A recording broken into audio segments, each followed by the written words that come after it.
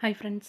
நம்மளோட விஜய் டிவியில் போயிட்டுருக்க மகாநதி சீரியல் வீடு வாசல், நம் சொத்து, தாத்தா பாட்டி எல்லாரையும் இழந்துட்டு காவேரிக்காக வந்து நிற்கிறாரு விஜய்.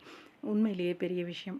ஒரு ஹீரோவாக இது வரைக்கும் என்ன என்ன சொல்லுவாங்க, பிறக்கும்போதே அந்த சில்வர் ஸ்பூனோட பிறந்தது அப்படின்னுவாங்க இல்லையா, அந்த மாதிரி ஒரு வாழ்க்கையை வாழ்ந்த நம்ம விஜய் பிறக்கும்போதே பணக்காரராக தான் பிறந்தவர். தாத்தா பாட்டி பார்த்து பார்த்து அவ்வளோ செல்லம் கொடுத்து வளர்த்தவர். இப்போது காவேரி அப்படின்னு ஒரு பொண்ணுக்காக தன்னோட சொத்து சுகம் வாழ்க்கை எல்லாத்தையும் இழந்துட்டு வந்து நிற்கிறாரு. ஏங்க இது அவங்க அப்பா சம்பாரிச்சது, எதுக்கு அதெல்லாம் விட்டுட்டு வரணும் அப்படின்னு நீங்கள் கேட்கலாம். கரெக்டான ஒரு கேள்வி தான். என்னென்னா, இந்த இடத்துல காவேரி வந்து பணத்துக்காக வரா அப்படின்ற மாதிரி பாட்டி வந்து ஒரு இது வச்சுருக்காங்க. பணத்துக்காக வரா அப்படின்னும்போது பாட்டி வந்து இந்த வார்த்தையை சொல்கிறதுக்கு வாய்ப்பு அதிகமாக இருக்குது.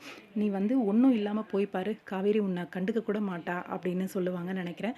அதனால தான் விஜய் வந்து எதுவுமே எனக்கு தேவை கிடையாது அப்படின்னு சொல்லி, காவேரியை நீங்கள் ஏற்றுக்க போகிறது கிடையாது, அதனால் நீங்களும் எனக்கு வேண்டாம் அப்படின்ற மாதிரி வீட்டை விட்டு வெளியில் வர போகிறார் போல இருக்குது. ஆனால் இந்த சொத்து வேணாம், நாங்கள் வேணான்னு சொல்லி போனேன்னா நீ எவ்வளோ வருத்தப்பட போகிற, எவ்வளோ கஷ்டப்பட போகிற அப்படின்னு பாரு அப்படின்ற மாதிரி சொல்கிறாங்க பாட்டி. அப்போது சொத்து தர முடியாது அப்படிங்கிற மாதிரி தான் சொல்கிறாங்க போல இருக்கு. அவங்க அப்பாவோட சொத்தை நீங்கள் என்ன தர்றது அப்படின்னு ஒரு பக்கம் கேள்வி இருந்தாலும், விஜய் வந்து காவேரி அதுக்காக தான் கூட இல்லை அப்படின்னு நிரூபிக்க வேண்டிய கட்டாயத்தில் இருக்கார்.